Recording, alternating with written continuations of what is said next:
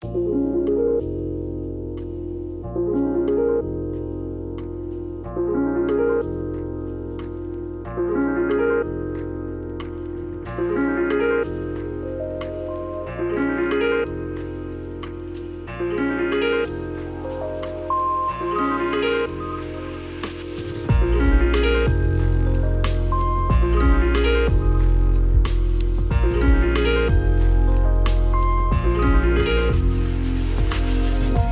what's going on, gamers and non-gamers? Welcome back to the Noclip Crewcast. This is episode 212.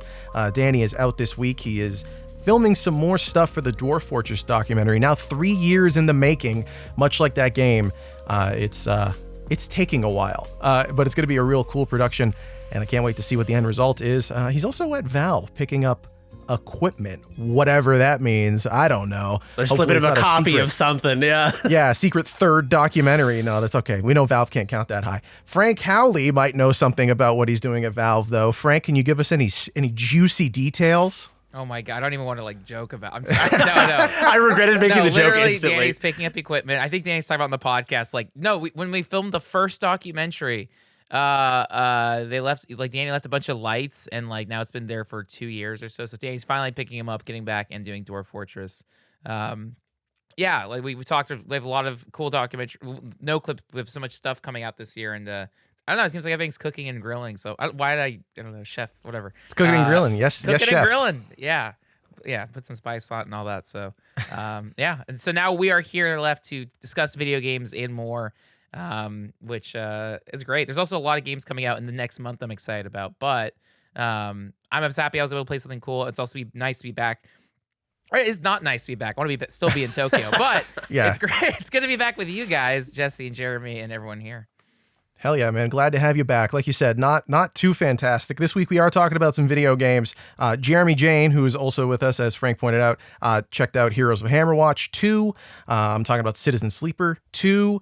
And Frank is talking about Tokyo Xtreme Racer 1, which I can't wait to hear more about. Before we hop into this week's episode, though, I do just want to say a real quick shout out, send some love to the trans and LGBTQ community in the States and across the world watching what's going on. The administration is being shit, and who you are cannot be legislated away. They can't sign laws that make you feel like you're not who you are. You existed before this administration, you exist now, you will exist after. Do not let this shit, it can discourage you, but you are who you are. And to quote Danny O'Dwyer, targeting trans people is not only loathsome but deeply stupid. They're some of the smartest, most supported and resilient fuckers I know. That's a low IQ move, fascists. You threw a boomerang thinking it was a stick. You will persist. And that is your superpower. So, shout outs. Find that love. And we're going to share some people who found love with the Noclip Patreon, our patrons, the Battle Pass holders, the tippy top tier of the Patreon. Those people are It's a Me, Ferrario. I got to say that with a more Italian enthusiasm. It's a me, Ferrario. You got to say It's a Me, Mario. Like the car in the Mar. Oh, so true. Penelope Hayes, Senator Armstrong. Eamon Slattery. I wonder what Bill's Senator Armstrong signed. I guess he's in a game. We probably know already. Harry Flanagan, Juice, Arno, Richard Matherson, Matt Pearson, James Brown, Mark Rojas, Tucker Morgan, David McGarry, Sven Huster, Pez, Aaron L. White, Int Nate, Tim Robinson, Forrest Pruitt, Jonathan Kremen, Eric Hamilton Schneider, Cameron Ladd. I didn't go enough for that. Well, honestly, the fact that it's usually so ridiculous made just saying it normal the most ridiculous it's been said in a while. It was subversive. Yeah, exactly. I'm changing it up. Transgressive. Yeah. Are they multiplying? Are you chills multiplying? Hell yeah. Are you losing control? Zachary Snader, Alex Sharp, Alex Goucher, George Sirkotis, Jacob Godserve, Enthogen, Tohir Tiliev, and Ryson. Thank you all so much for your support of the show, the podcast, and everything that we do. If you'd like to join that list of people or just throw us less than that amount of money every month, you can do so at patreon.com/noclip. You can support this 100% ad-free podcast, fund our documentaries, get access to a bunch of bonuses. There's bonus videos, podcast episodes. There's a bunch of stuff being changed in the not too distant future with the Patreon as well. Danny's got all that cooking up in his mind palace. So we'll find out soon what's cooking. I'm excited to see what these changes will be. I think it'll be a really positive thing for Noclip moving forward, and lots of new fun stuff for you all out there. So again, that is patreon.com/noclip. Toss us your support or join for free if you just want to see what's going on in a more concise matter. If you like receiving emails that are like positive and not Nancy Pelosi begging you for $10 or something, you can get some fun emails. Anyway, video games. Let's talk about some video games. Can I interject for 1 second? Oh, please, always. Our patron named Entheogen. I have to mention this because this is such a specific reference. The term entheogen is like an updated term that scholars use for psychedelics, usually like in the like classics fields and like more sort of academic term for psychedelics. The term entheogen was coined by one of my mentors in college, Carl A.P. Ruck, who is a classicist who studied use of psychoactive substances in like ancient religion, but entheogen was coined by him. So entheogen, if you're out there, you're probably the only person who thinks that's cool, but I had to mention it. Oh man, I can always count on you to have some fun insight about psychedelics or any studying of anything regarding that. You've always got, that's the Jeremy Jane seal right there, is that like fun little bit of extra secret knowledge. Also entheogen, okay, is that how you say it? Because I feel like Danny and I now have said entheogen. It's the manifesting of the divine within is what it means. Damn, manifesting of the divine within. I believe it. It's been it's been a while since I was in college studying classics, but I am pretty sure. I trust you. Yeah. That sounds right. Speaking of the divine within, I think this is a great opportunity to talk about a sequel to one of our games of 2022. Citizen Sleeper 2 Starward Vector is out. I have been playing it for the last little while here, just in bits and pieces, because it's a little overwhelming narratively. If you've played the first game, then you know it's like a big well of emotions. It's this great bit of prose. But like I said, it was one of our games of 2022 here at Noclip, and we gave it the Narrative Sashimi Award. I believe Jeremy's the one who came up with the name for that. And this sequel is, I think, a really fantastic departure from what that first game was doing, while still staying true to so much of what made it work. So, Jeremy, I'm going to ramble for a while here, but Jeremy, if you could real quick go over Citizen Sleeper 1 and what was it that you enjoyed about the game? Why did you like it so much? About the first one specifically? Yes. Yeah.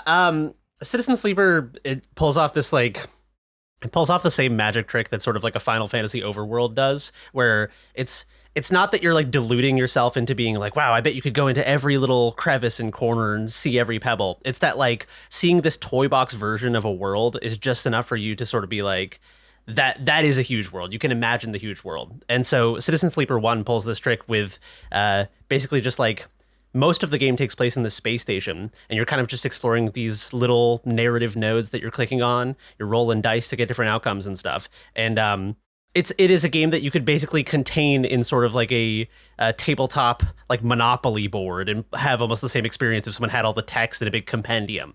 But it takes that very sort of like small scoped experience and a bunch of sort of like mostly static art and character portraits and text, and it transforms them into what feels like this grand narrative RPG.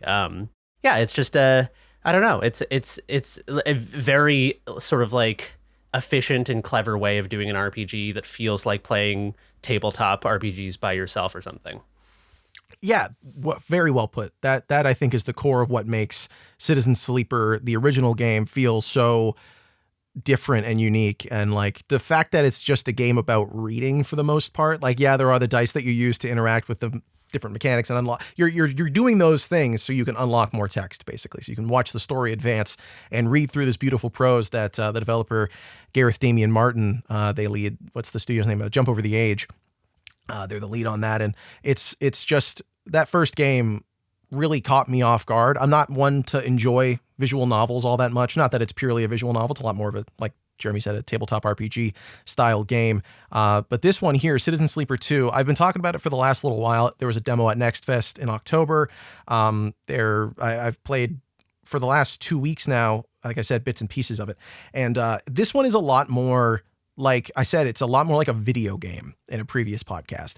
And that feels like a weird thing to say because it is still largely focused on text. But Citizen Sleeper 2, what it does is it expands the world of the first game out a lot wider.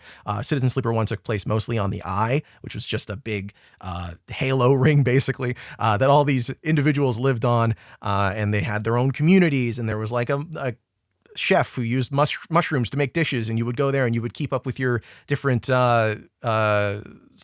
You'd have to keep your health up, your energy. You had your dice that did different things.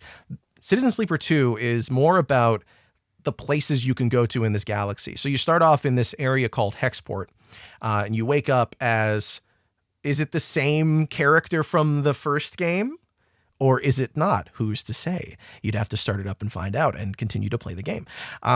But it has that sort of waking up in a different body moment, the body horror of realizing the flesh that you're in, and like the way it's written is just so captivating right away from the first set of sentences. It's like, you know what you're getting back into. If you played the first game, it's going to feel like you're coming home in the saddest and like nicest way possible. Like you're like, oh great, I get to be depressed for like 12 hours, but also find love and connection.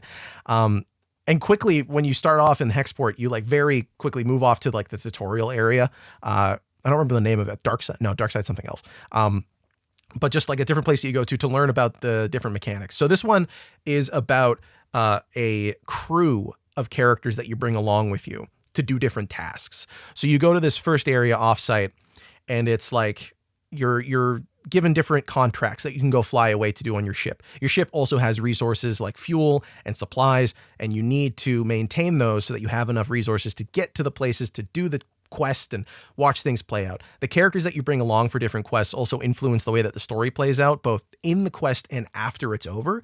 So it has a lot of the similar gameplay mechanics from Citizen Sleeper 1, where you show up and there's like places you can visit briefly, and keep throwing your dice at these different objectives to open up more of the game, and that'll give you more options to see how things play out. You're trying to advance the narrative forward. You can fail, and I think that's part of what makes Citizen Sleeper so fun, is that it's like losing is as enjoyable as succeeding in some cases, because you just want to see what direction the possibility space can go. Like, how wide does this end up moving? If I fail this thing, what implications are there for the future moving forward for the rest of the characters on my crew? So it's a real enjoyable game in that way. And then there's another part of it that I think is really smart and plays into what makes this game feel so much bigger.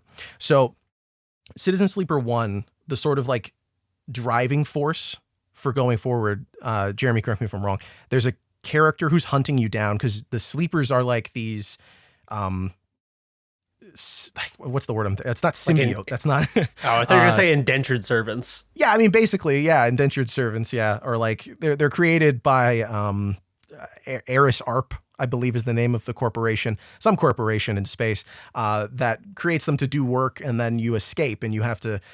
You're trying to avoid the people that are hunting you down, and eventually you can like get that to go away and stop being a problem for the player character.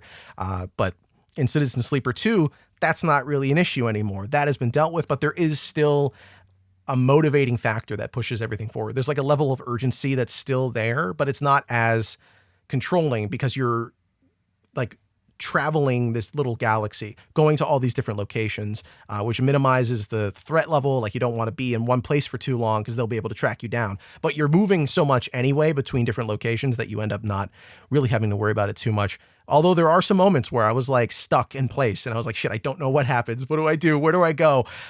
Which was like exciting. And just, I think the story of Citizen Sleeper 2, even more than the first one, is so interesting, because the conclusion to the first game, without spoiling anything, there's like multiple different paths you can go down based on the communications that you have with different characters and how far along you build those relationships. The second one is sort of like, it feels like that first one was so conclusive that opening the story up, I was a little concerned they weren't going to be able to pull it off. Like, Gareth Damian Martin was going to have a hard time figuring out how to, I mean, I didn't think a hard time, clearly very talented writer, but hard to sort of like thread the needle on that, to find a way to tell that story and build on it without undermining the conclusions that are reached in Citizen Sleeper 1.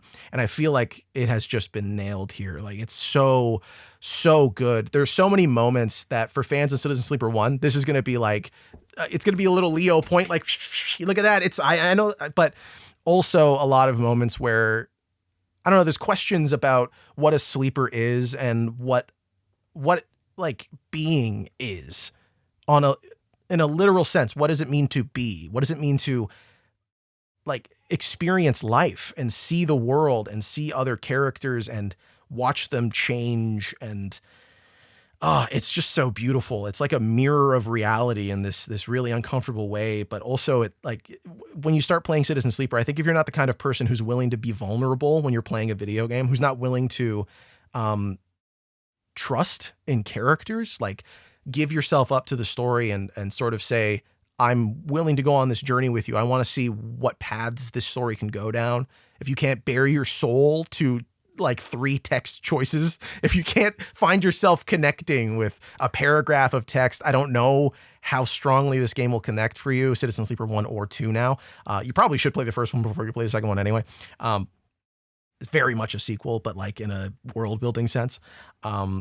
Yeah, if you can't open yourself up, you'll have a hard time, I think, connecting with what makes it work. But man, when it clicks, there's so many, much like 1,000 Times Resist, which we talked to the developers recently. It was another one of our favorite games from 2024. There's so many banger lines, like just so many little chunks of text where you're like, I can't believe a person wrote this down and I'm reading it now. Why are there tears in my eyes? One of them that I screenshot that really hit me was, everyone must die in the end. The belt makes wrecks of us all. And like the moment where that line drops without spoiling anything is so gut wrenching. Cause you're like, you just had to do something pretty serious to get there. And it's like, ugh, I don't know. I'm not nearly, I think I'm pretty close actually to the conclusion of the game. So I don't know how it ends. I don't know what the through line is, but the twists and turns it has taken and just the individual stories that have been presented, these like vignettes of 10,000 years of history that are like thrust at you in quick moments. The way that it rips away a storytelling moment from you and says, you don't deserve to see this because it's not yours. It's not your story to experience, and like says that to you, to your face, is just like, it's beautiful. That's what I come to video games for, is to like almost weirdly to feel disempowered at times, to feel like I'm not fully in control of everything. Because so many games are about like, hey, you can do whatever you want. And to my last point for this game, Citizen Sleeper 2 does something that I so desperately wish more games would do. I think maybe Mass Effect 2 is the only one that's done it. When you say no to a companion, that's it. As far as I'm aware, I haven't run into this character again. That was like 12 hours ago. So if they're going to show up, they would have shown up by now. I feel like if they show up at the last second, I'm going to be like, well, fuck. But they like, you say no and that's it. Like they're not standing somewhere with a quest objective marker over their head. Like, hey, do you want me to join your party now? We could be friends. Like, no, I said no. I think this person sucks. I don't want them in my crew. And just the way that it's willing to have stuff that the player can miss, to have content, I hate using that word, but to have content, to have narrative moments and opportunities that don't reveal themselves to the player, that you can miss on purpose or on accident is part of what makes it feel like such a special experience for each person. I feel like every time I talk to someone about Citizen Sleeper, or talked to people about Citizen Sleeper 1, it was like, yeah, I did this and I went over here and this character was and I was like, oh, I never did that. That's really cool. I never had the failure state that led to that or the success state that led to that. But apparently this is potentially the last game in the Citizen Sleeper universe. So I'm so sad, but looking forward to whatever comes next. I think that's a really good point about like missable moments in games that are not sort of like overtly designated as side content, because it feels very inconsequential when someone's like, oh, did you see that, that shrine puzzle and whatever Tears of the Kingdom where you like put the ball in the hoop and you're like, oh no, I missed that. But it doesn't feel like it doesn't give you the same feeling as someone's like, oh, did you get that moment where like John comes into your office and he's like, man, I've just been having a real hard time, and then he breaks down crying. You're like, oh shit, that's not like, it's not, it doesn't have like, it's not side content. Like I don't know how to express this, but every like in Citizen Sleeper, it feels like things that are missable feel like primary bits of the story. Like you can not experience all of them, and I can't say the doc I'm working on, but I've recently secured an interview for a upcoming doc that I can't talk about yet. And one of the things I want to talk to this developer about is the fact that like in a game that they worked on, I'll reveal what this is in like a month or something. There is a very major part of the world that is completely missable, but like almost nobody will experience it in this game. But the fact that it exists and is experienceable hypothetically, I feel like is more powerful than actually experiencing it yourself. And it's this weird sort of like inverse relationship to the player where it's I don't know how to say it other than it's more powerful to have content that like you know about that isn't for you or something. I feel this way about games that do sort of like big end game puzzles like Animal Well as well, or like UFO 50. It's not because I'm the type of person who's exhaustively like digging through the code trying to find every secret, but I like knowing that I'm existing in a game world that has secrets that go that deep or something, you know, like feeling like the game extends beyond what you're willing to fucking like kill yourself trying to find or something. It feels immense and massive. And I think the feeling that it gives me emotionally or like psychologically is that this world does not exist for me, that I exist inside of this world. And I think that is like that's sort of like the thing that turns me off of certain, you know, very like big AAA games where you're like, you're the hero and it's like a very linear path and you see everything is like, it feels like I'm like strapped into a fucking theme park ride and I'm on like it's a small world and like the little characters are on the side and I'm like, oh yeah, everyone sees that guy because it's like he's next to the track, you know? Yeah. But then yeah, when a game is like, you know, you're like, oh, holy shit, I can't believe you can like go meet the king. And like, it's like, yeah, you can do it, but it takes like 300 hours and no one does it or something. It's just cool when the shit like that exists. It imbues it even if you don't see it for yourself with magic. Yeah, it's like, I can't remember the name of the art exhibit, but there was this exhibit in Toronto where it was like, you had to go at a certain time of day to see the paintings that were on display. But after that time, they never showed up again. So it was like a temporal thing but like knowing that I missed stuff was part of what made it feel so cool. It was like, there's art here that I never got to see, or there's moments that I never got to experience. It felt like the fact that I got to see anything was more important because I was there for it. It was like a passing fleeting moment. I'm sure they ran it on other days and I could have gone and seen more stuff, but like, that's what I love. And I'm totally with you. Like stuff like Witcher 2, right? Like knowing that there's a branching moment in that splits so much of the core of the story of the game is like, yeah, I could go back and play it again, but I'm not gonna. Like, I don't care.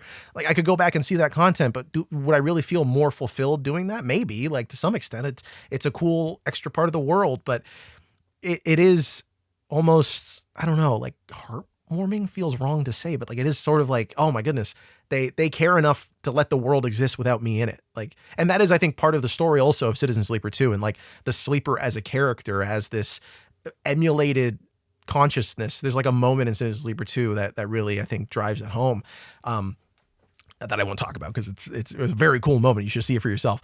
But like just these moments where who you are and how you exist in the world is not necessarily a given. Like you have to, for the Sleeper especially, you have to earn it. Like you have to continue to survive and thrive and work towards seeing anything, seeing your friends, seeing your enemies, seeing a star die in the distance, or you know, revisiting a town. And when you show up and like things have changed, it's almost like there's a story here that I'm missing, right?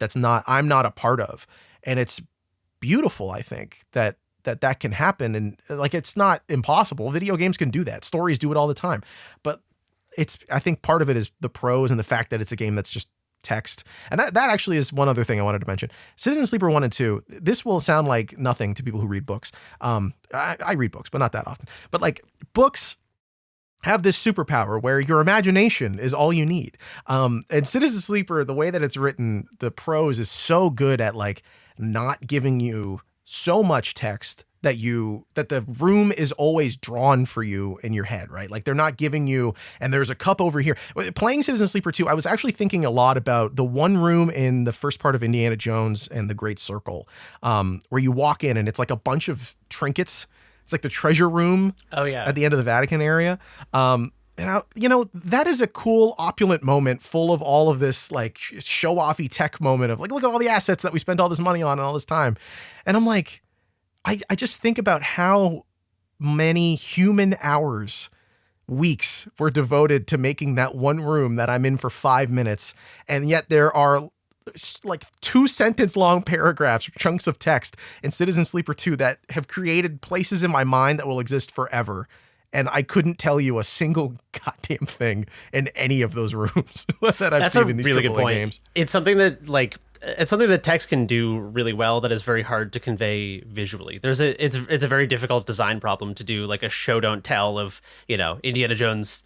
Like maybe you do like a ray cast from the player's camera and it hits like a cup and then Indy's like, oh, that's the cup of Tutankhamun that he used to like drink blood or what. Like other than that, there's kind of no elegant way to be like to imply history in place by just having these physical objects. Yeah, I mean there is like a different flavor of feeling that comes from looking around and being like, oh, I wonder what all this shit is. Totally. But you're right, like. In a piece of prose where they're like, oh my God, and you should have seen it, and there was crazy shit there, and here's like 2 examples of the types of crazy shit, and you're like, I can only imagine what else was there, Or even if they don't describe any particular thing, if they just give you an emotion for the room, like you walk in and it's somber, or you walk in and it's like you feel like the whole world ended here 5 minutes ago and you just walked in and you're like, what the hell does the room look like? You get to fill that in. Like, yeah. Have you ever read a book before, Jesse? Shut up. Like, yeah, I've read, I love fiction. I'm more of a nonfiction guy, but I have read some fiction where I'm like, yeah, this is great. But Citizen Sleeper, just as a video game, as like a thing I was playing with a controller, there's like a conversation I end up having with it that feels different from just reading a book, where like I have to interact with this world. And every other thing I've played with this controller, I could see everything they're going for. I could see the room design, I could see the layout, and this is like, no, like you have to do the work. There's a conversation happening between you and the author and the game, and you have to fill in those blanks for yourself. And it's just so much more personal and beautiful. And yeah, I don't know. I like video games with words in them. I like reading. It's that feeling too of like, because you're participating in the story, you don't know just the fact that there is interaction between the audience and the story. You don't necessarily know what the possibility space is that exists. So when you read Lord of the Rings or whatever, you're like, okay, like who knows? Maybe Gandalf will die in this. That would be sad because I love Gandalf. But like, it won't be your fault when it happens. But if you're playing a game, you're like, I better pay attention because like I don't want to get fucking Gandalf killed, dude. I don't want to like ruin this story by like Gandalf is like, oh, will you hold this for a minute? And then you like fail the skill check and he falls off a bridge. That's exactly right. Or, oh no, I don't want to forget to feed the cat. Oh geez. Oh well, now it's dead. And then it's on you forever. Yeah, exactly. Every time you check your quest log, it's like failed quest, feed the cat. You're like, oh yeah, man, I did it. That's anyway, that's Citizen Sleeper 2, Starward Vector. Check it out. It's on Steam. It's on Switch. It's on Game Pass as well if you're an Xbox fan. And sorry. It's on PC, Xbox, and Game Pass, and the game will also be coming to Nintendo Switch and PlayStation 5. So check it out on those platforms when they're available. It's really, really good. If you played the first one especially, I think you're going to love it. Anyway, let's move away from America. Let's move to a better country, brighter shores, the sunrise land itself. Frank Halley's back from Japan, and he's brought us a video game that I saw him purchase on Steam, and I clicked on it and said, this game is not available in your region. Good luck, jackass. So I don't even know what this is. Tokyo Xtreme Racer. Frank, tell us a little bit about what your fast and furious adventures back from Japan. Yeah, so I think I was on the subway in Tokyo when I saw this game go viral. So Tokyo Xtreme Racer, I know it like because it was a Dreamcast game I had forever ago, and like they made a bunch of them on PS2 and stuff, and then like nothing for like 15, 20 years. And out of the blue, there was no previews, no nothing.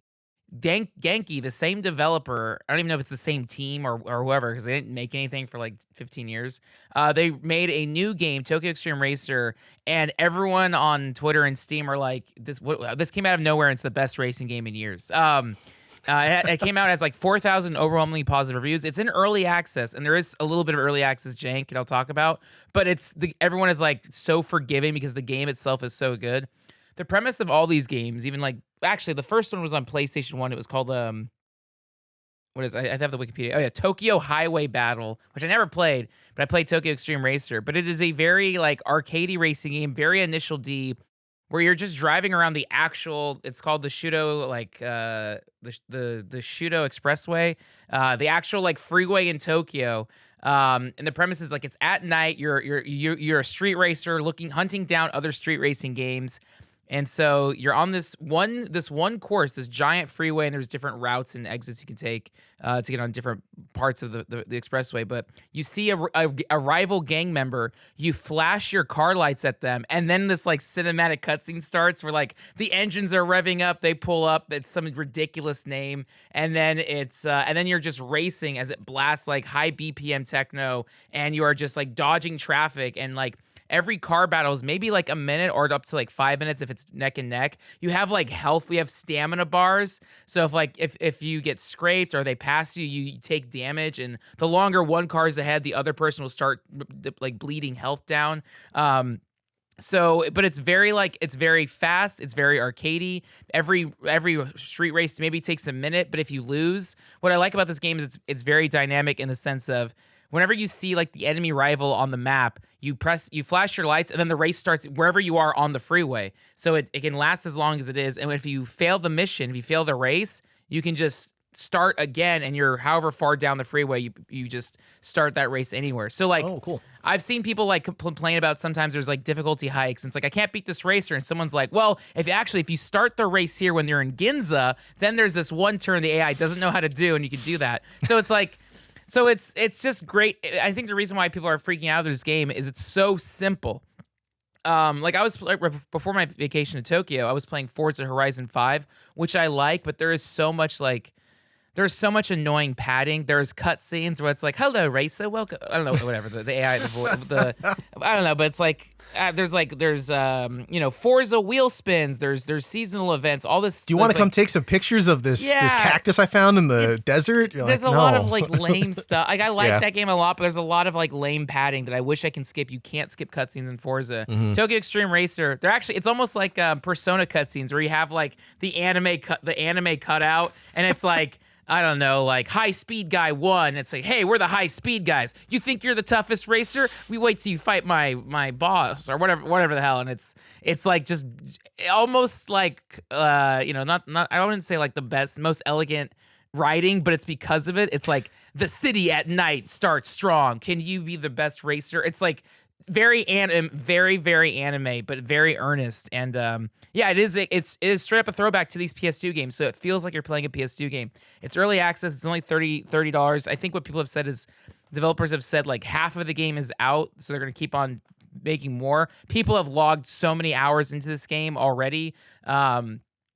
So in terms of early access jank, sometimes the AI is a little like simple. So I haven't had an extreme difficulty spike yet. I have been winning most races, but I'm happy about it. I'm very happy. I've had the game crash on me once. Thankfully it does auto save all the time, so I didn't lose progress. Otherwise I would have probably dropped it. It uses real cars. So when you start, you can pick between like a Toyota, I think there's like I think Nissan. I don't know if Honda's in it yet. People have looked in the game files to see what's coming, and so you can start with the Toyota. Data mine the cars. Yeah, you can start with the Toyota 86, which is the initial D car. So I straight up have the white and black on it. People on Steam have submitted screenshots. People have made like anime. What do you call it? Like Itachis, where they have the anime wraps. There's no in-game. You can't like share those files yet. I'm hoping they add that so I can put anime stuff on my car. But it's like the game is great. The music is fantastic. A lot of the songs are remixes from the earlier games in the series. Again, very initial D, like hyper beat stuff, and it's very very pretty. So the game takes place at night, so you're just on the freeway with all the beautiful lights. There are like all the Tokyo neon signs around, and it is a straight up 1-to-1 recreation of the Tokyo Expressway. So there's parts where you actually see the Tokyo Tower, you can see the Sky Tree, all the giant like the needle. Were you hitting like I've been here? I know that. Yeah. So it's so funny. So I just went to Tokyo for the third time. My friend even joked not a joke, but it was like, this is the first time I did more than just Japanese women's wrestling. So cause I was there for 10 days, and now less of the culture shock. I knew what to do. So it was like, all right, let's see what this Tokyo Tower thing's about. And it's funny because it's like, oh my god, it's Persona's loading screen is straight up like the same POV or whatever. So when I'm up in sky, I'm up in the sky. I'm like, oh my god, it's just like Persona 5. Or that feeling never goes away of just being in Tokyo. Do you think Japanese people go to America and they're in New York and they're like, this is just like Grand Theft Auto 4? I think Dude, so. it's gotta be. Yeah. The first time I went to San Francisco, I recognized spots from a Tony Hawk level. So that's awesome. And that's the country I grew up in. I haven't been to San Francisco, but when I see pictures of it, or I see like behind the scenes stuff or stuff from the documentary that you guys have done, or I see like a picture of the painted ladies, I'm like, oh, dude, the thing from Watch Dogs 2. I can't believe that's and real. Full House. Like, and Tony Hawk. Yeah. And the Sonic team also, I think they had a studio in San Francisco, but they used so much of San Francisco for Sonic Adventure 2. Like that first level with the in City Escape and then Crazy Taxi. But yeah, it's a nice cultural exchange to it's very funny playing Tokyo Xtreme Racer because like 2 of the times I've gone, I would take like an Uber to the airport and I got to go on the thing. The same freeway is in Gran Turismo also, and I'm sure a bunch of other games. So yeah, it's very, I don't know. It's, and like it was also funny because I downloaded it at the hotel, which the Wi-Fi is so fast. So it was really cool to be able to download the game and play it. I will say the other bad early access thing with this game is it doesn't have like Steam Cloud support. So I started playing this game on the airplane. I put like an hour into it on the plane, and then when I boot it up on my home PC, it's like, all right, time to make a new game. And it's like, wait, what? No. So I'm sure, and people have said, yeah, if you use Dropbox or something, you can like pull the file, but it's like whatever. It's too much work. Yeah, so you can do it, but so it's like, so I would say maybe if you aren't already sold on it, maybe it wouldn't be a bad idea to just wait a little bit. But I don't know. I didn't have a problem starting a new file. The game is pretty easy to start. I've also seen people on Steam be like, yeah, the cloud doesn't work, so I picked a different starting vehicle on my Steam Deck. So it's like, but again, people are so eager. Like, look at the Steam reviews, look at the screenshots.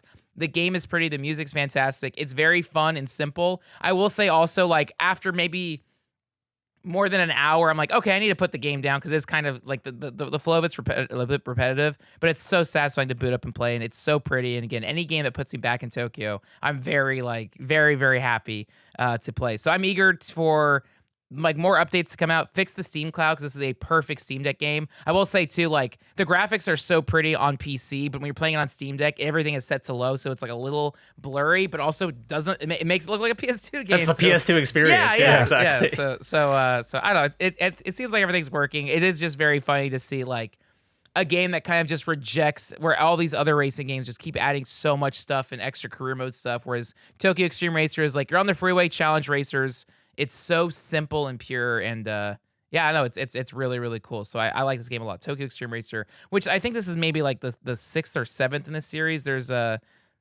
bunch of them, but there's like Tokyo Xtreme Racer, Tokyo Highway Battle, Tokyo Xtreme Racer 0, Tokyo Xtreme Racer 2, Tokyo Xtreme Racer Drift, whatever. It's all the same. You're just on the same freeway. Right. But they've done it again. So I don't know. This game came out of nowhere, and I like it a lot.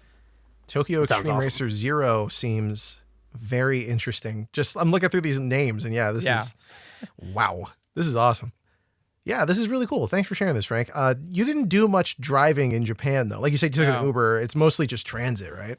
Yeah. So this was the time. Also, like, this is the first time where I took the train back to the airport because I always like, I don't ever want to be in the way of people, so I feel like such a jerk having all my luggage. But I exclusively use trains back in Tokyo. And that's a big reason why I love Tokyo compared to LA, where you can look up something on your maps. It'll say it'll take 30 minutes and there'll be one accident. It takes 2 hours to get there, especially on the 5. Like, I hate LA traffic. You can't escape it. Whereas in Tokyo, if it says it's going to take you 30 minutes, everything is exactly on time. You get on the train, you're there. So it's so easy to get anywhere you want to. And I feel like also now I know where also the funny thing, even with being on the expressway, it's like, here's the Ginza exit. Here's the Haneda exit. I know like the neighborhoods now so well that I'm like, again, this is so like arrogant being like, I know Tokyo. It's like, chill. You're not even a tourist anymore, man. You're giving people directions. Yeah. Well, I've also I've gotten better at Japanese. I also speak. Should I hope so? Yeah. No, this is the 3rd time, and I feel like I'm finally starting to like, not even like preschool, like basic, watashi wa franku, blah blah blah. But it was cool because I got to meet a lot more wrestlers this time, and like just even coming up talking basically, a lot of times wrestlers would be like, why are you here, why'd you travel, vacation? And I would just say like, Joshi Puroresu Suki desu, like I like Japanese wrestling. And they're like, oh, okay. Like that happened all the time where it's like they'd be like, oh, why'd you come to Japan? And it's like literally for this to meet you, to talk like this is it. I don't care about anything else. So yeah, and then my friend, I got to visit SNK, which was very, very cool, and there's an open beta for the new City of the Wolves coming out February 20th to February 24th, cross-platform, Xbox, PS5, and Steam. There'll be, I think, 8 characters. The game itself comes out April 24th. But my friend took me to get Yokohama-style ramen, and he taught me Japanese. Actually, I don't even have to look at my notes. I learned the formal thing to say after you eat is like you tell the staff or the chef, you say, gochi-so-sama deshita. So it's like, oh, thank you for the meal, which is way better because before I would just like kind of give a thumbs up and be like, Sugoi, which people would still be flattered by. It's better than just being like, hey, thank you. Like a Texas accent. Do you know the, what is it? Itadakimasu? Before you eat? Yeah, itadakimasu. Cool. You sandwich the meal with those, I feel like they'd be like, damn, this guy's fucking, he's trying. Yeah, gochi so sama deshita. So it's like, Whoa. all right. Yeah, so it's like I'm practicing and I still pronounce everything with my like Tom DeLonge California accent. My favorite place in the world, there's a venue called Korakuen Hall, but I always say Karakin Hall just because like I don't know, hey, I'm going down to Karakin Hall, but it's Korakuen Hall. I don't know, but yeah, it's again, we can actually, I don't know, I could also talk more video game stuff. This is the first time I actually went to Japanese arcades. Again, by the third trip, I'm like, all right, let's try other stuff. So Did you bring a pack of cigarettes? No, there's smoking sections in arcades, which is like kind of cool. Like it's like it's just so surreal to like see Street Fighter. Secondhand smoke is kind of cool when you think, right? Yeah. Not as cool as firsthand though. That's true. So I went to 2 really cool arcades. One is like in Akihabara is like the Taito, whatever. The Taito arcade, which is like God, like 5 stories, and it's so cool to see vintage arcade machines. Like they had they had straight up like old like 96 Ridge Racer arcade cabinets, like Crazy Taxi stand cabinets, rows and rows and rows of fighting games. I got to see the giant like train arcade machines where there's one. What's a train arcade machine? It is straight up like there is a giant train car. You step inside and it's you're a conductor and stuff like that. And it's like, oh my God. There's so you're just playing a train video game? Yeah. Like you pretend to be a train conductor. Dude, I'm imagining a guy who is a train conductor in Tokyo and he gets off work and he's like, oh man, I really got to go blow off some fucking steam. It was a rough day. And then he gets in the train simulator. Or he wants to be a bad boy and he messes up on purpose. Yeah. I'm gonna be late for my my departure time. Let's go. He's 30 seconds late and he's like, yeah, take that, motherfuckers. I'll drop these train pictures in the staff channel as I'm chatting here. Oh hell yeah! It really is. I'll throw a few more just random arcade stuff. But yeah, seeing all these like cutting edge rhythm games, like straight up like salarymen just playing rhythm games and going nuts on the machine and just being in awe. And then there's another arcade I went to. I think in Frank, this picture of the Pac-Man poster is killing me, man. There was like an old school 1980 like Pac-Man machine, and there was a thing. I think what's the poster say? It's like yum, I'll eat you up. Yeah, yum, I'll eat him up, which is amazing. That. And then I'm trying to think of the arcade. There's another arcade I went to. I'm not gonna say this right. Takadano Baba Mikado Game Center. You got to crank up the irony if you want to just start saying it in a southern accent. Takadaka no Baba Mikado Game Center, which is like. So my friend at SNK was like, this is the arcade where they have fighting game tournaments, vintage machines. They had a Tokideki Memorial arcade machine. Oh, and on top of, I'd never seen this, and I saw this like mentioned on Twitter how like there's an old school like Japanese like. I don't know what you would call it, but like just like think in the arcade culture where people will make strategy guides and write notes and leave them on and tape them to machines. So if people coming up can learn the strategies and stuff. There's straight up like there were multiple strategy guides and books for Tokideki Memorial. So like how to beat the game, which is amazing. And that's incredible. All the fighting games had like inputs and stuff like that, but that was cool. So yeah, the Takadanoba Baba. Sorry, oh God. It's all right. How does so Tokimeki Memorial takes like a long time to play. How is there like a save what's the file payment system? structure? How does that work in a public venue? I don't know. I didn't like. I just saw the like attract mode. I didn't see how long it was. Like I don't know if it was timed or what. Like they also saw an old from the 90s, like a Super Mario World arcade machine. Nice. Where it was like 1 credit equals 1 player, 1 life. So I'm not sure how they did it there, if it was timed. Everything was like 100 yen for credits, which is like I don't know, maybe it goes down to like 60 cents at the current conversion rate. Yeah, it was really cool.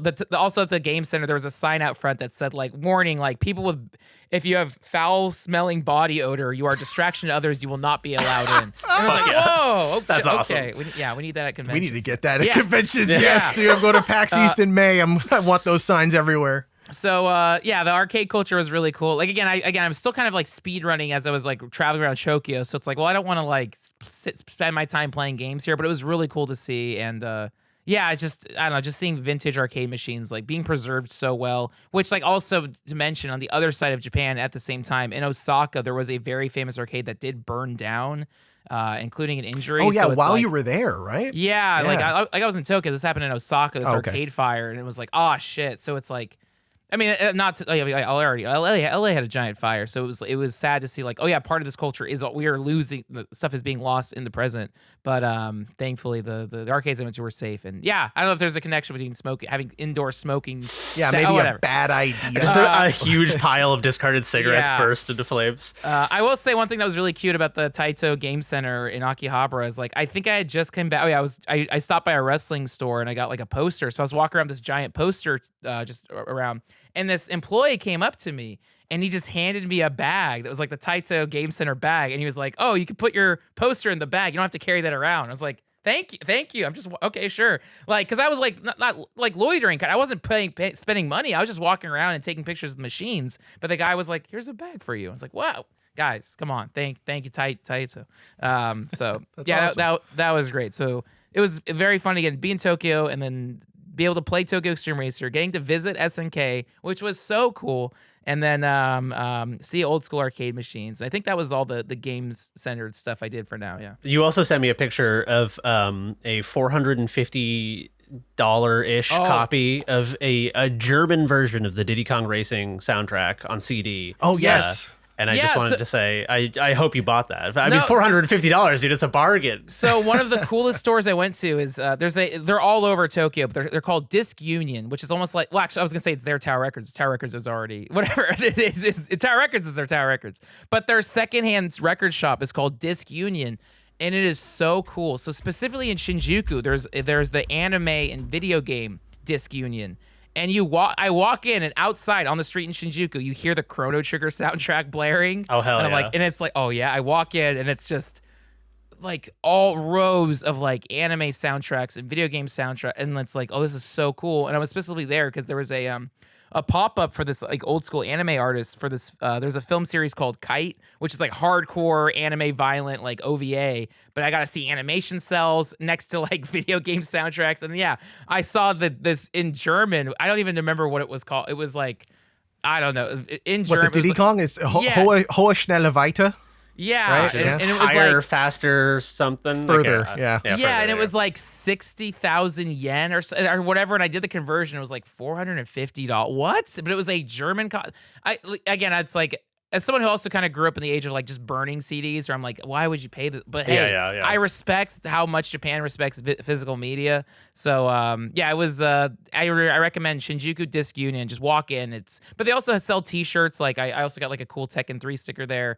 It's infinite. Like every time I go, I find more things I want to do and more things I want to see. I feel like I was able to go to Japan 3 times within the course of a year, which is nuts. So I feel like, all right, let it build up. Let me like build up again. Maybe I'll go back in August or who knows. Or wait until you miss it.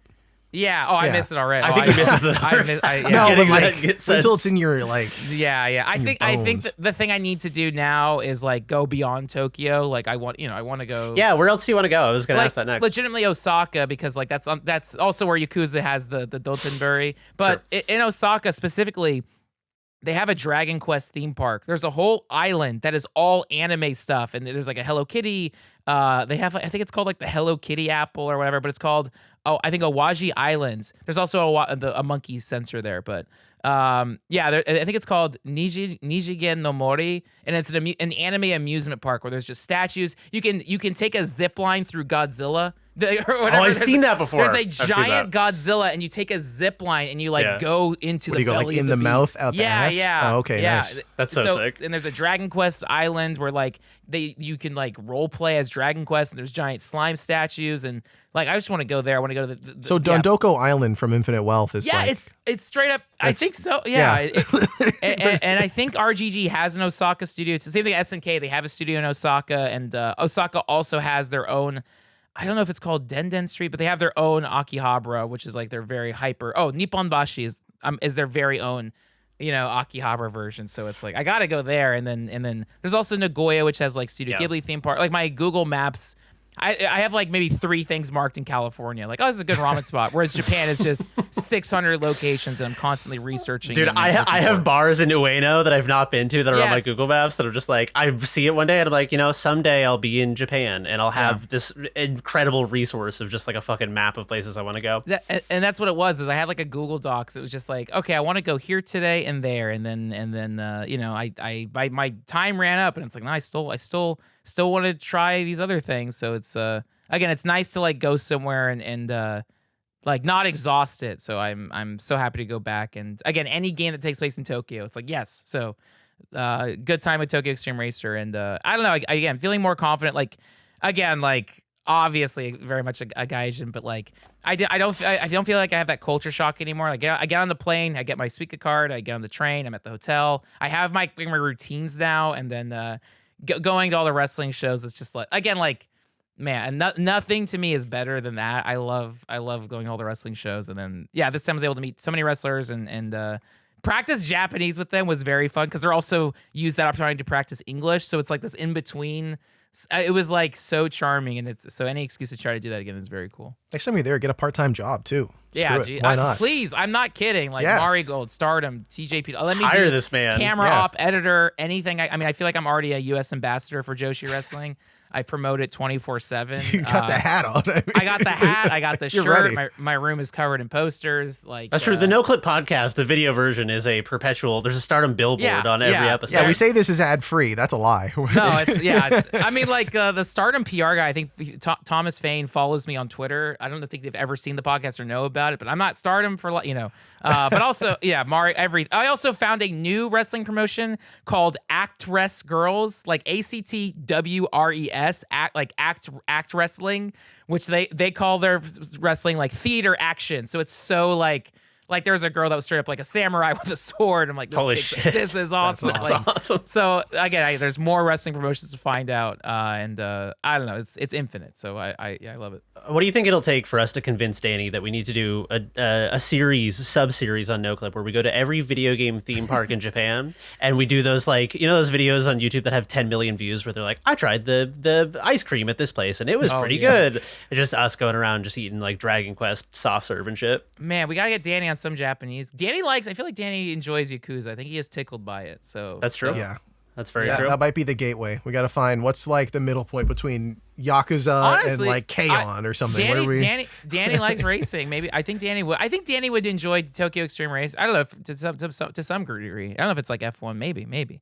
Is there Japanese F1? There has. There has to no be, idea. right? Yeah, they love racing. Check out Shift Extremely. F1.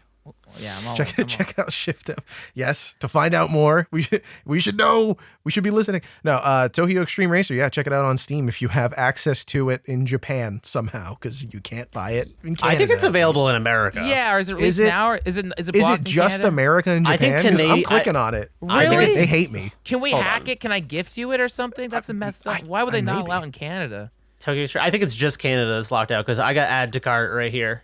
That's amazing. They hate us. Let me try this one more time. Tokyo Xtreme Racer on Steam. Click. Yeah, this item is currently unavailable in your region. Or even for Noclip's side, we got to get you like a dummy account or like a like seriously, like because so many of my friends have like Japanese PSN accounts for the exact same reason of like, well, I'm still gonna find a way to play this. Also, whatever. Dead or Alive has a new dating sim coming out next month or in March. I pre-ordered Play Asia. Thank you for slipping that in. Yeah. Again, lots of games. I gotta occupy myself until the next time I go to Japan. So by playing Japanese video games. You know what you need to do? You need to figure out how to mod Tokyo Xtreme Racer. So it's not a racing game. It's just a game about driving around Japan. Oh God, It's like about being a taxi driver. My yeah, friend dude, that would go crazy though. That would be so much fun. My friend last night was saying, like, imagine if 1.0 you can just drive everywhere in Tokyo. Like, it is genuinely impressive just playing the game and driving around. It's so chill. Someone made a mod so it's daytime, which is very funny. I'm like, sure. But it's like, it really, like, the Steam community that people are popping off for. So, again, I always like, and I think we're always on the beat with Noclip of, like, this game came out on Steam, no one heard about it, and now it's got billions of overwhelmingly positive reviews. And then B, what's the story? Genki. We gotta, let's talk to Genki. And figure out why they hate Canada, if there's why someone do they, there. not even just Canada. I bet it's just me in particular. Yeah, I think it's That's Canada. nuts. I think there's someone who works there that just has like had a bad trip to Canada one time, and then they're like, those maple syrup slurping motherfuckers. Whoa, no saying I love slurs maple syrup. in I'm from this. New England, which is the Canada of America, so I feel like I'm allowed to joke about the sensitive topic of maple syrup. True, yeah, but be careful because the mafia will come get your ass. All right, they don't mess around. Listen. I was joking, and I'm sorry, and I love your work to the maple syrup mafia. You ever had maple syrup in the? Sorry, this is the maple syrup podcast now. The maple syrup that comes in the like Canadian maple leaf. It could be also not a Canadian maple leaf, but like there's glass containers that are in the shape of the leaf. Yeah. Oh yeah. That's the best. That's the That is most the Canadian best. thing I could think of. If someone gifts you that, you're an honorary citizen. Just so you know, it's really hard to be a citizen in America, but in Canada, They if should give you gift that me when maple you syrup, get citizenship to Canada. They should give you a Oh little my God, Canadian yeah, maple they leaf should. glass. Yeah. That feels. They can't give you Tim Hortons anymore. It's a Mexican-owned company now, so it's not as exciting. I like the maple syrup bottles. I think it's I feel like it is referential to something about tapping maple trees that I don't know. I feel like it's like a holdover thing, but the little tiny handle on the glass maple syrup bottles, you know what I'm talking about? Oh, the little like the one you can't get your finger in. Yeah. Yeah. Why Who's I'm this googling why is the handle so small on maple syrup? We're getting the fucking facts. We're breaking it down here. That's what Noclip's all about, is finding out the truth. Okay, it is it's a design element left over from older, larger ceramic jugs used to hold maple syrup. All right, that's not as cool as I thought it was going to be. I was trying to think. It's like they know it's gonna get sticky anyway, so might as well like I don't know.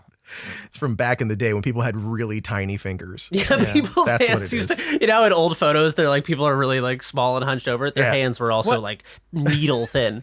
Well, one thing that reminds me is like in Tokyo, like everywhere, anytime you get coffee, if it's not like McDonald's, like an actual like restaurant, whatever, is like they give you a thing of cream that's so small, like even like the like. And I pour the entire thing, and it's still never enough cream. That's just like Frank, brother, that's just an American thing, man. I know. I'm too addicted to sweets and sugar and junk. But I'm like, it's not enough cream for me. Every time we go to Boston and we go to Dunkin', Cass is like, I want to get a whatever drink, and she's going through the sizes, and she's like, why would you ever get a large? That's so much coffee. Why That's would like you do that to that's like a yourself? pint of heavy cream. Yeah. Like, yeah, that's You too might as well much eat of a key everything. lime fucking pie at that point. Yeah, the serving size is, that's the that's like, yeah, being in Japan, I feel so healthy that as soon as I'm back in America, I'm like, yeah, I'll get, it just go all. Yeah, let me get a small. Thanks. Let me get a small. I was just in Japan. What was the best meal you had in Japan? Okay, so not even kidding. My friend SNK, again, who lives there, he was like, I asked, he messaged me like, all right, when you're in town, what do you want to get? And I was like, let me try good ramen. It was also cold in Tokyo, so I was like, let's do it. So yeah, he took me to this place near SNK, Yokohama style ramen. It was incredible. So I tried a lot of ramen. And then in terms of just like jolly and mirth, after a wrestling show, my friends and I went to just one of those conveyor belt sushi places. And Nice. I mean, like we just saw a wrestling show. We're in Yokohama goofing around. I got like several like what do you call it, lemon sours, so just having drinks and stuff, and just trying any weird sushi that would come up. Like, let me order this, let me order this, let me order this, and then being like so pleasantly surprised and overwhelmed. Like they had spicy leek. Leek is like just the like crunched up like vegetable stuff. But it was like, yeah, I'm gonna try this, and it was like incredible. And like, oh my gosh, like having like leeks on spice, whatever. God, I love it.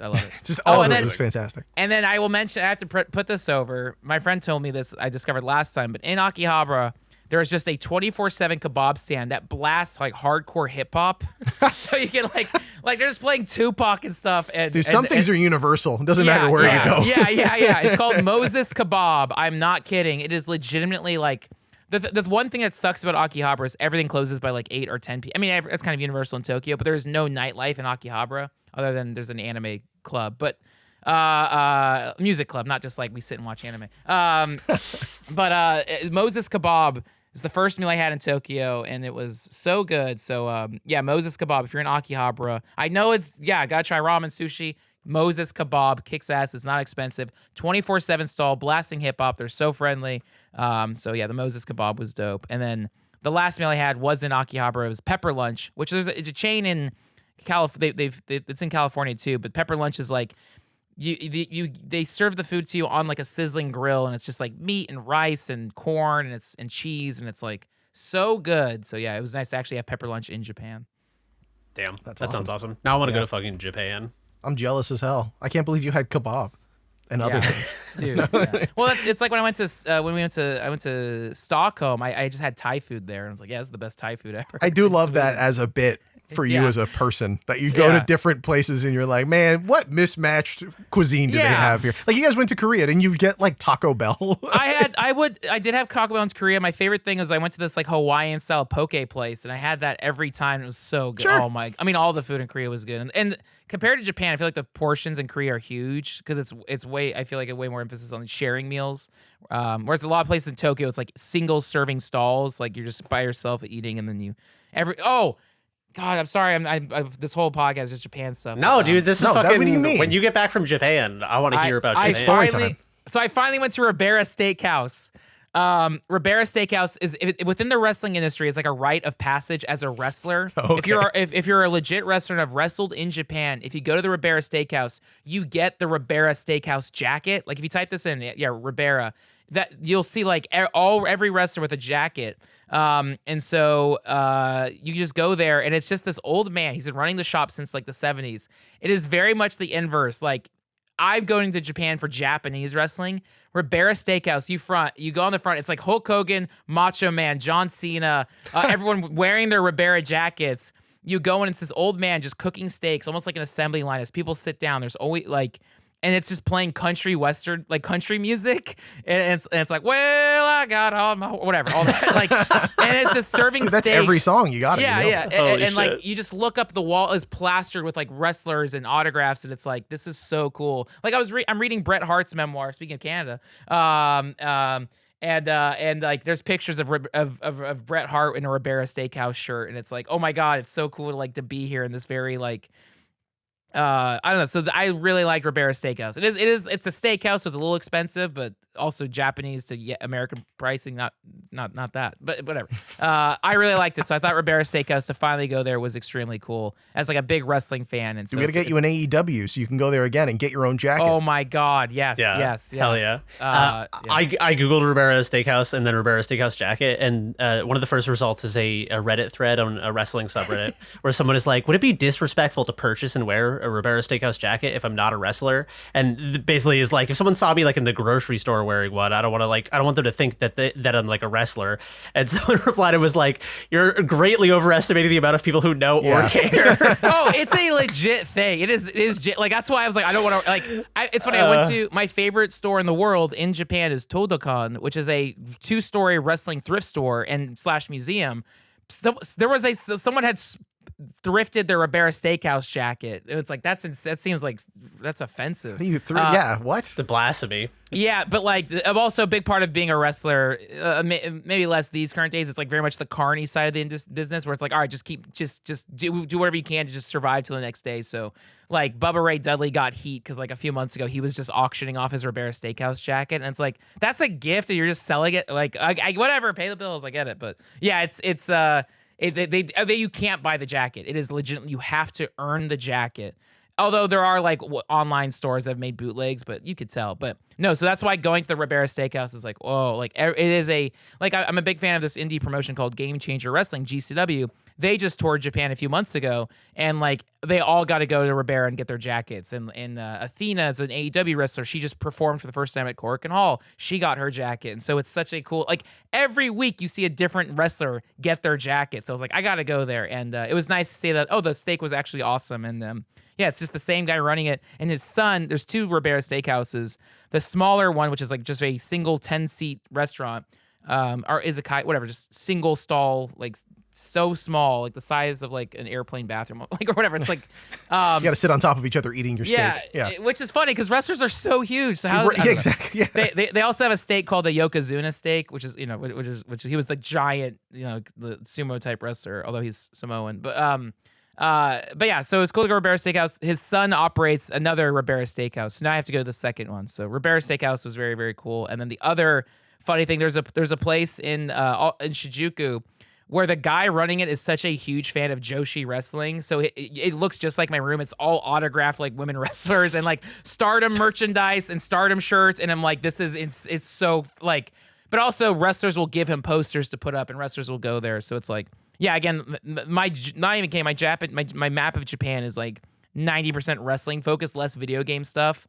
But it's because every time I go there, I go to new wrestling venues and find new promotions. And it's just like if I lived in Tokyo, I would go bankrupt because I would want to go to wrestling shows every night, which you actually can do. Like I went to five. Is it that ubiquitous that there's every city has wrestling performances? And stuff? I mean, every major city. It's like most can't imagine rural wrestling in Japan. But they tour, but like all the wrestling promotions are based in Tokyo, so they have all their like matches and house shows. But then they will all tour on the weekends anywhere. So that's why like. Yeah, maybe I'll go to Nagoya if Stardom runs a show there. Like even like there's a big deal where Stardom in March is running a show in Okinawa, so they're selling like vacation packages where it's like whatever. So it's anytime they announce stuff, I'm like maybe I do want to go to Okinawa for the wrestling. But yeah, it's all based in Tokyo. There's a calendar website. It's called like puwata.u. I think whatever. There's a website. Let me see. It's puwota.com,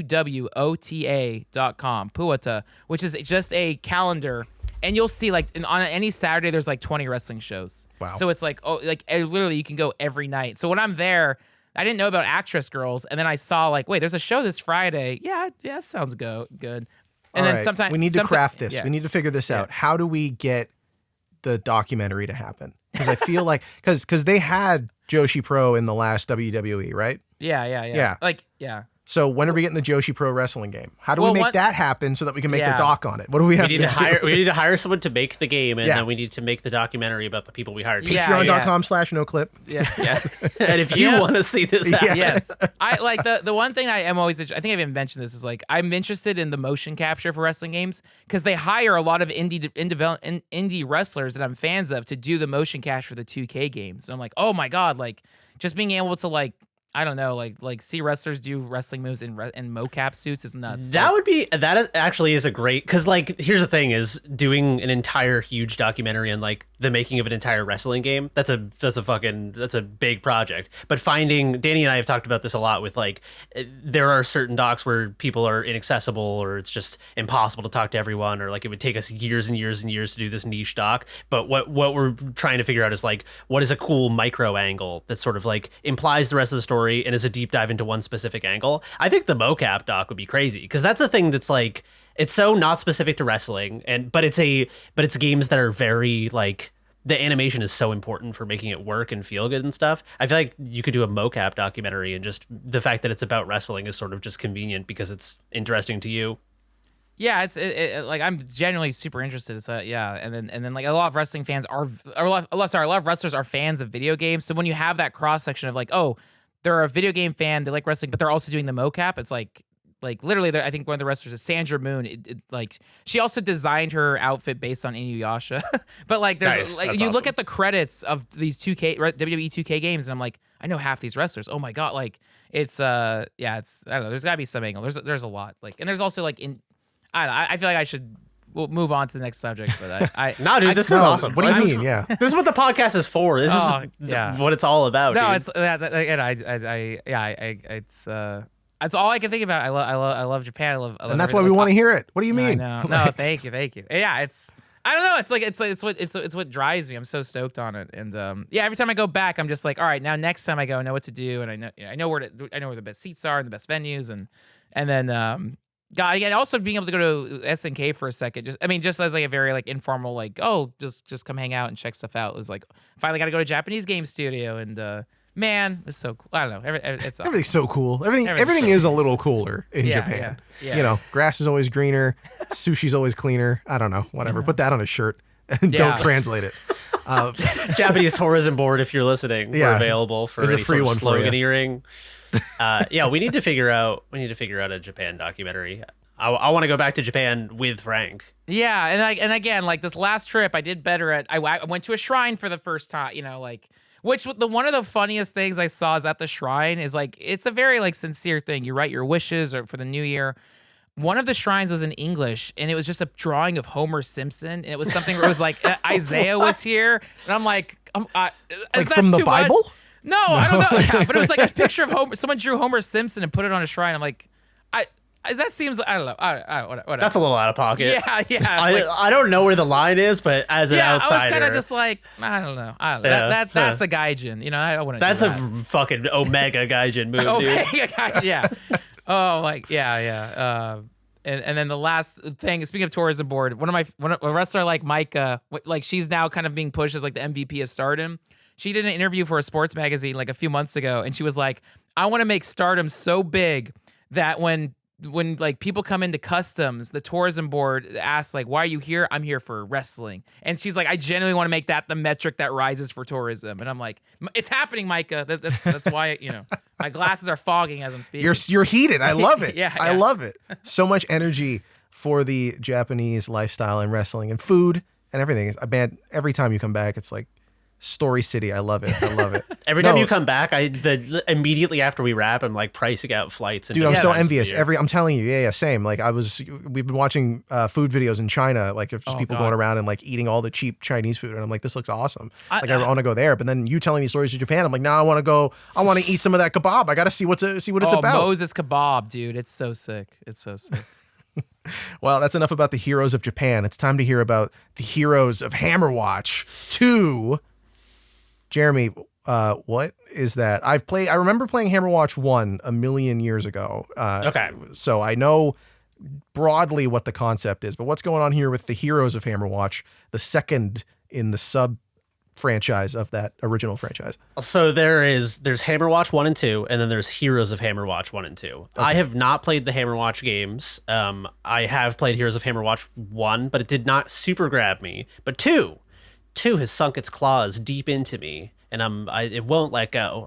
This is how do I even describe this? It's an action RPG. It's kind of like Gauntlet Legends. Okay, hold on. You're speaking my language. I keep thinking of Gauntlet when I'm playing this. Me and my buddy Brian have been playing this, and it's just like it's one of the most sort of like just joyful, simple, like elemental action RPG experiences I've had in a while. I don't think it's doing anything. It's not reinventing the wheel or doing anything insane, but it's just like I just fucking love Gauntlet games, and I just feel like just a game where you could be like a fucking wizard or a ranger or a paladin and swing your sword and just go like dungeon crawl. I feel like it doesn't really need to reinvent the wheel that much. It just needs to do that well and let me play with my friends. So this is it's a roguelite action RPG.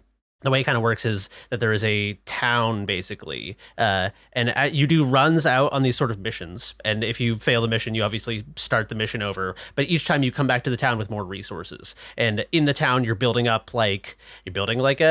guild hall level 2. And the guild hall level 2 lets you build like a new training ground. And then the training ground lets you like upgrade your skills on the skill tree and stuff. So it's not a pure roguelike where you do a run, you die, it's over, you start the whole thing over. It's like, and it's not only a roguelite where you're like booted back to a menu where you're upgrading stuff. It does have like, I feel like it being a town rather than a menu for the upgrades gives it a real sense of place or something. Like it feels not quite like a colony sim or anything. Like there's no real like simulation happening here, but it's just kind of like a nice sense of place that you're booted back to. But yeah, it's really fun. It's very snappy, responsive, and it keeps sort of revealing more depth than I expected it to have.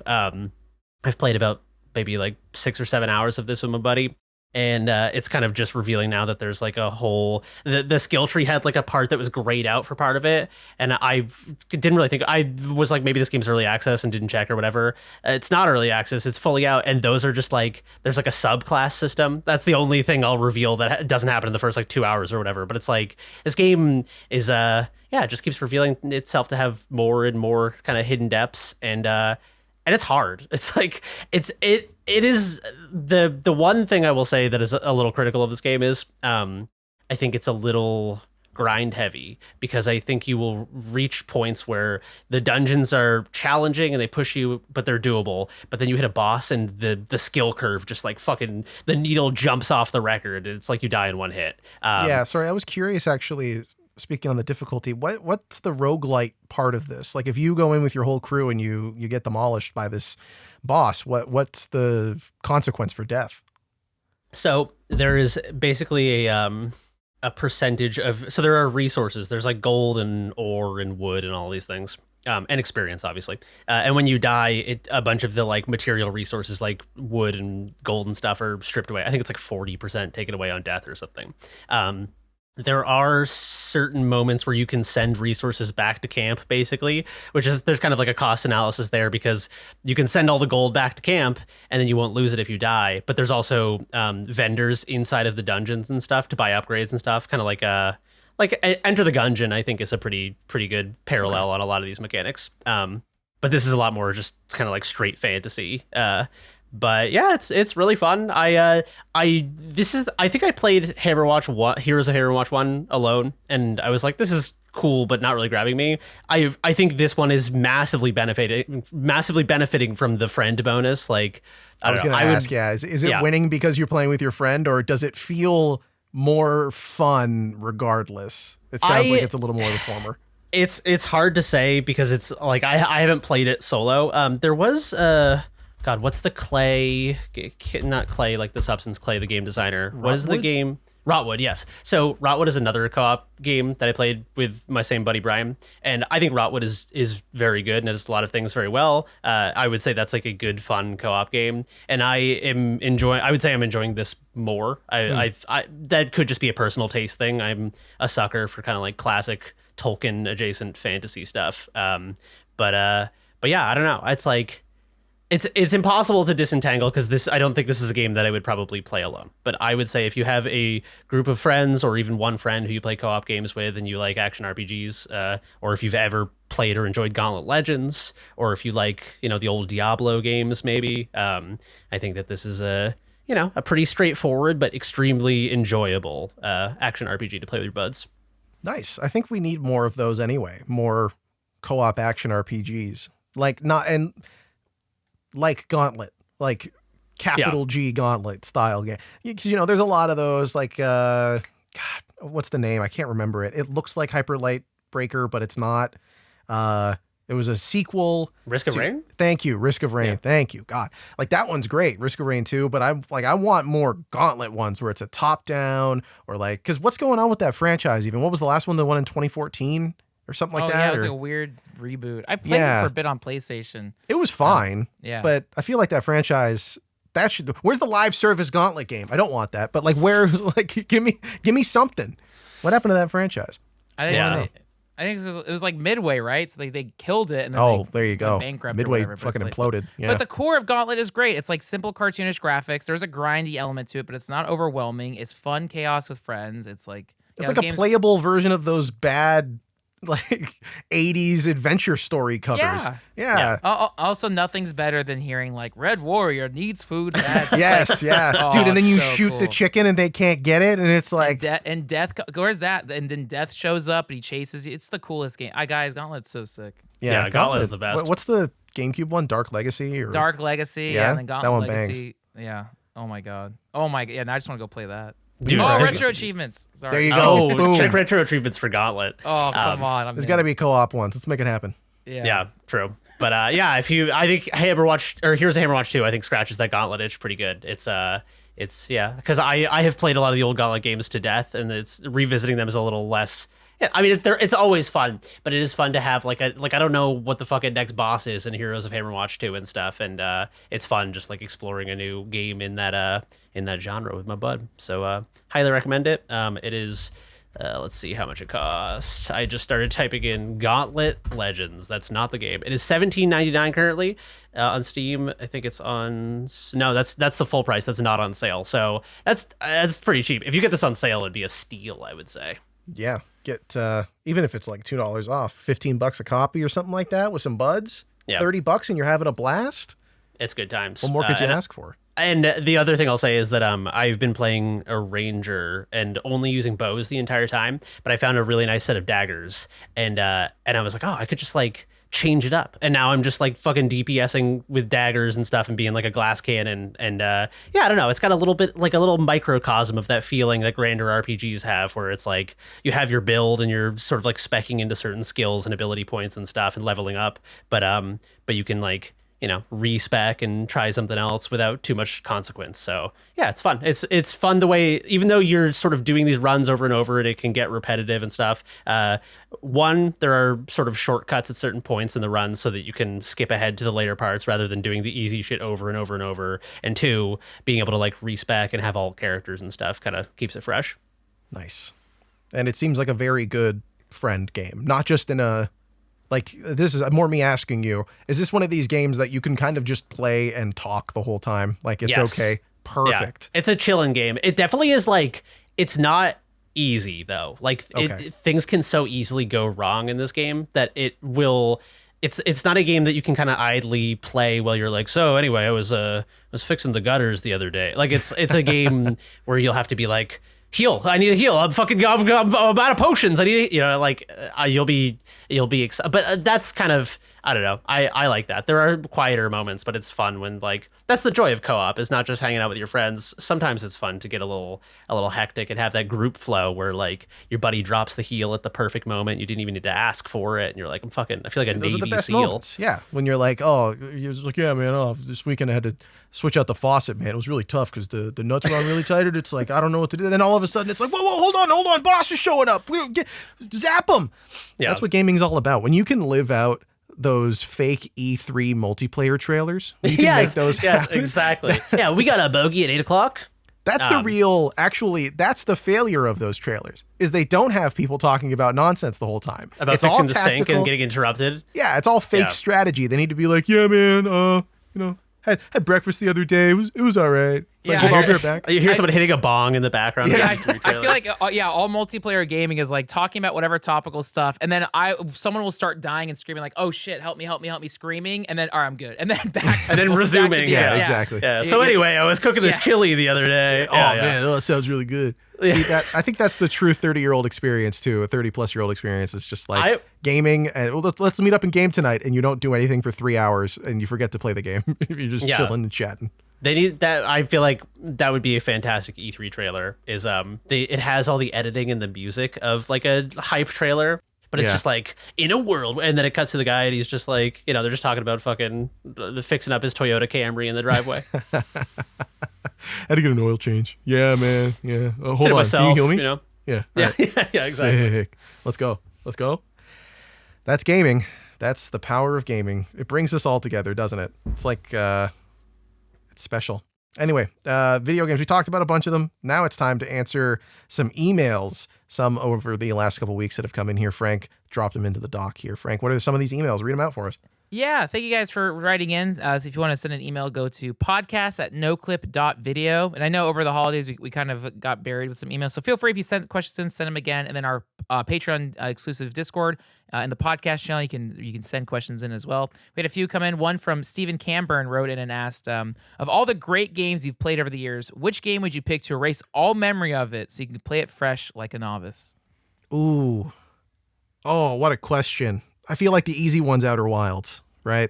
Ooh. Yeah, that is Something like that is that. the layup answer because it's a Yeah. fucking fantastic answer.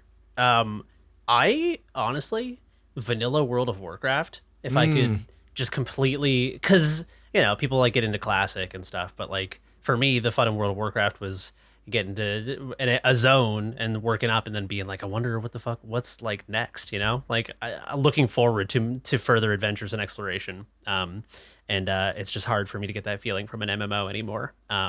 So yeah, probably that. Also Disco Elysium, just because you can do other playthroughs of it, but just there are some moments you can't erase from your brain. It's like what we were talking about earlier. Like, the possibility space. Even if you go and redo stuff, you're like, I know I could have done this, or the other thing I did before was more fun, or whatever. I could have been racist there. Yeah. Oh man. See, that's why it's not woke. That's You why could be racist. I can't replay Disco Elysium because I've exhausted all of the possibilities that are within my moral framework. And it's like, well, I could do like a racism playthrough playthrough, and it's like I just can't. Do I want to? I can't hurt Kim like that, you know? Yeah. What about you, Frank? For me, the first thing that came to mind was Super Mario World, like the Super Nintendo one. I think because I think that was maybe the first game I actually like beat and got hooked on, and like it's that thing where it's like I have so many of my favorite games, but I just can't. I don't want to play like Resident Evil, but it's like I've played them so much that it's like I'm so numb to it. But being able to like genuinely imagining just playing Super Mario World as if it's a brand new game, because I think like everything, the music, the art, the level design, like especially like the post game like bonus world stuff, how loopy those levels are, everything about it, like the Even sound when you effects. realize that you can run up the wall with the cape, like that Oh my moment is like so beautiful. I wish to be a child again and experience that moment. That was so cool. Just Have you guys ever messed around with any like Kaizo ROM hacks? No, I haven't. Because I started fucking around with Kaizo levels like this year or last year, and it kind of gave me that initial feeling of like, I can't believe that there are so many things you can do in a game that I've been playing my entire life that I didn't know about.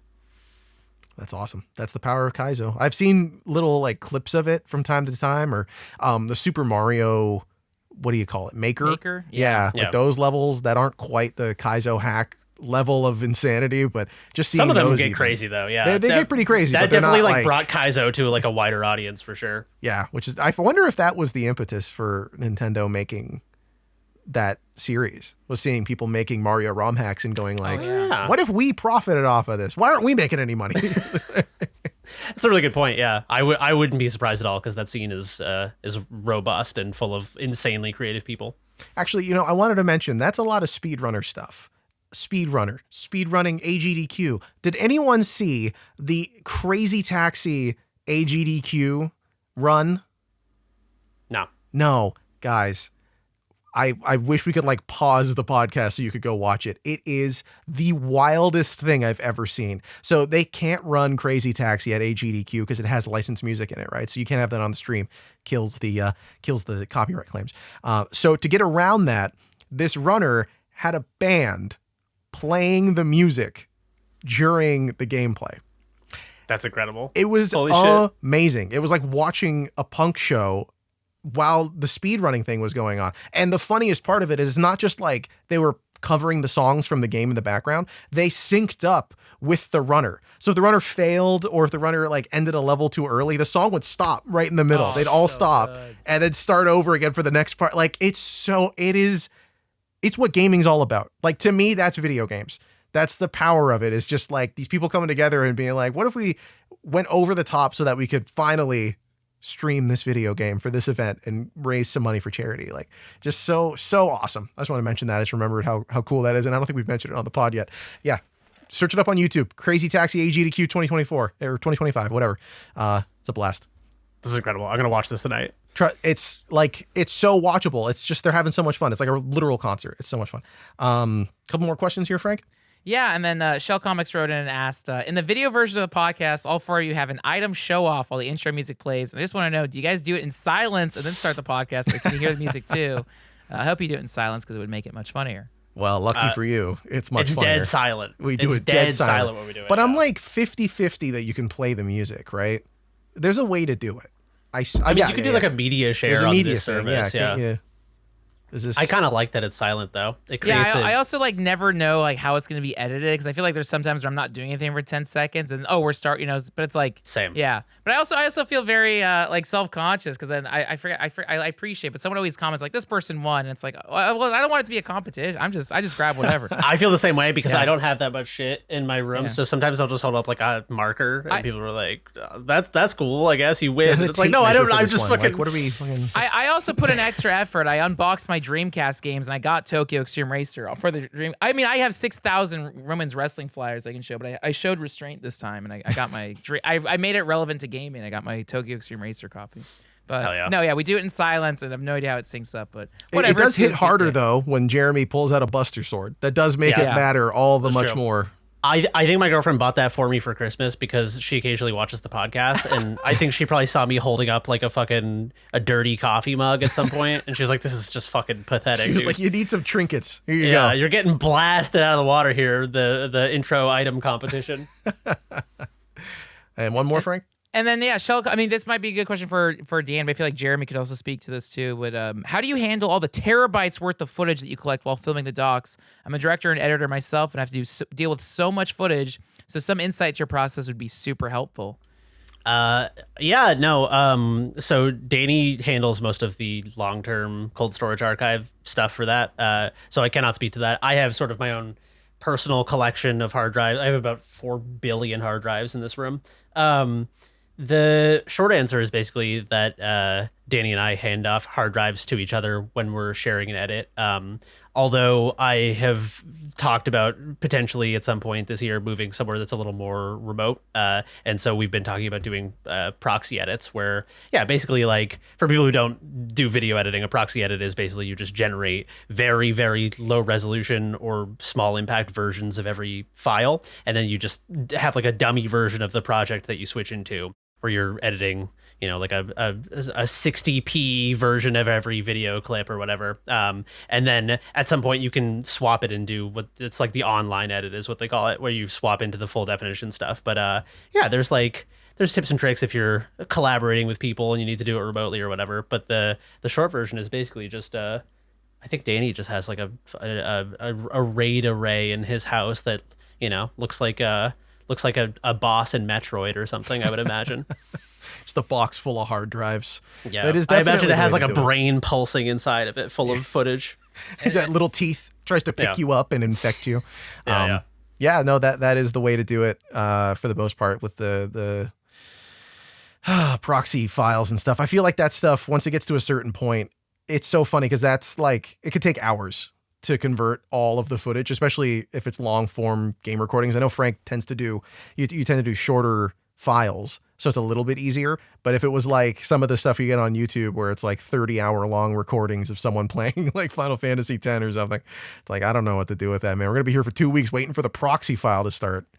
Yeah, a big reason I record in like maybe 15-minute chunks is like, is sometimes like recordings will just glitch out in the middle. Yeah. Like that happened a lot, specifically during the half. Like, I feel like I don't know.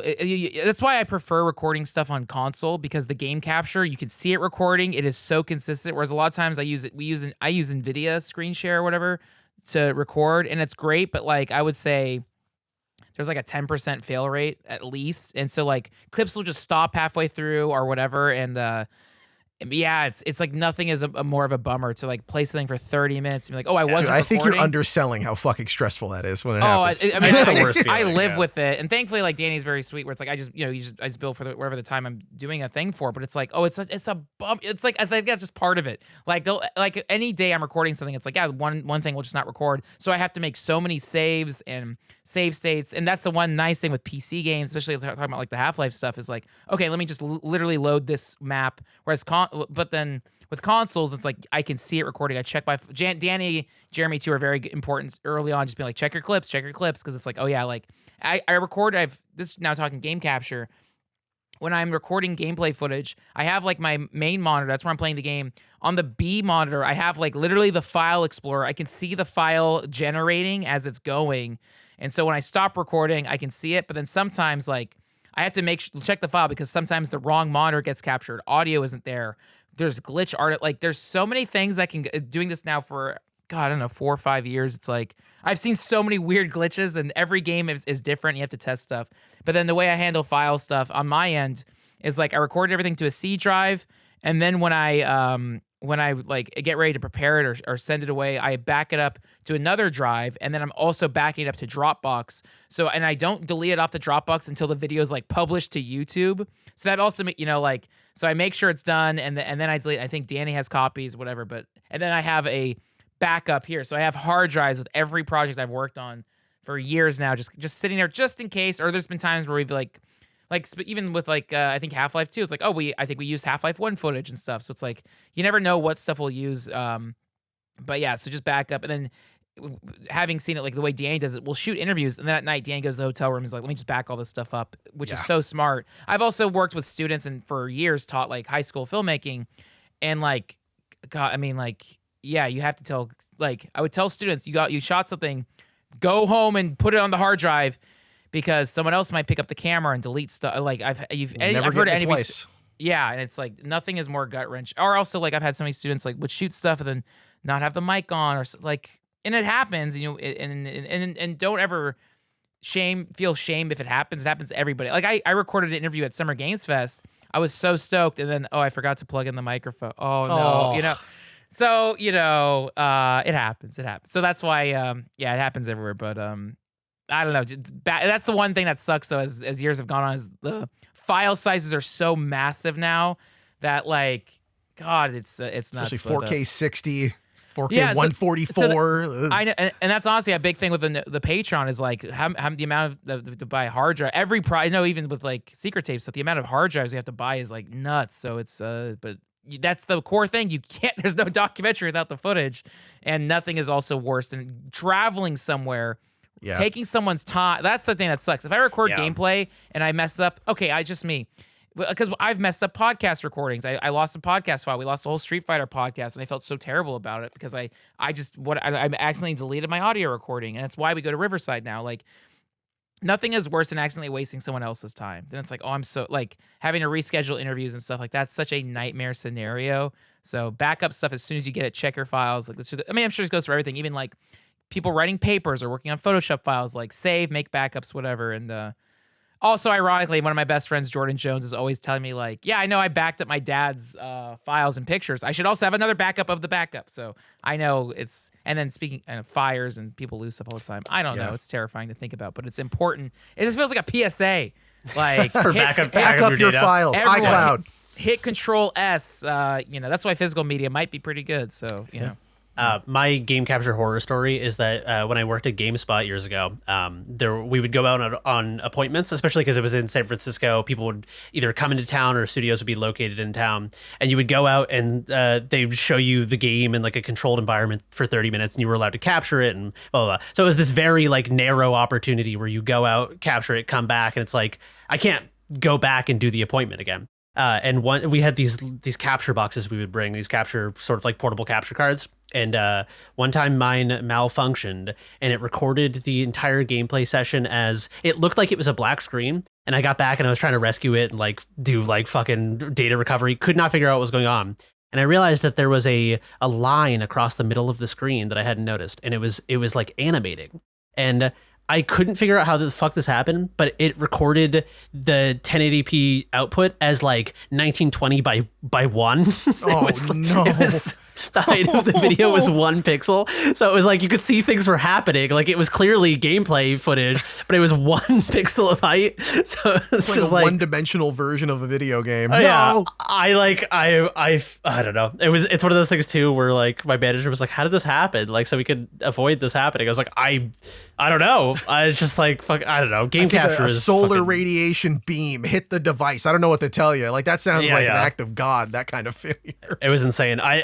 Game capture is very it's one of those things. I think it's like when people think about like QA jobs, like game tester jobs at studios. They're like, oh man, that must be sick. You like play games all day, and then the reality of that job is it's like, no, you play like the same level. Have you ever done the same thing 100 100 times? Yeah. And game capture is the same thing where it's like, Frank, that must be so chill. You get to like play games all the time. You're like, no, I'm like stressing the fuck out about like playing one level over until it's perfect. Play 30 hours of a video game to get to the part I need the footage of and hope that it doesn't have auto saves and I don't lose the save. Yeah, and then sometimes like stuff will update, or I've had like NVIDIA stuff update and the game capture no longer work. And like, but it's like and that's the thing is also like with Noclip is like we plan stuff out months in advance so we have the time and it's not crunched and crazy. But like also like talking about that, it's like I don't know if I could ever play Half-Life again. Like it's just like those games are sick, but it's like oh my god, I'm like it's like those stories of actors that have to eat something in the same scene 100 times, and they're like, if I ever see another Hot Pocket, I might actually shoot myself. Yeah.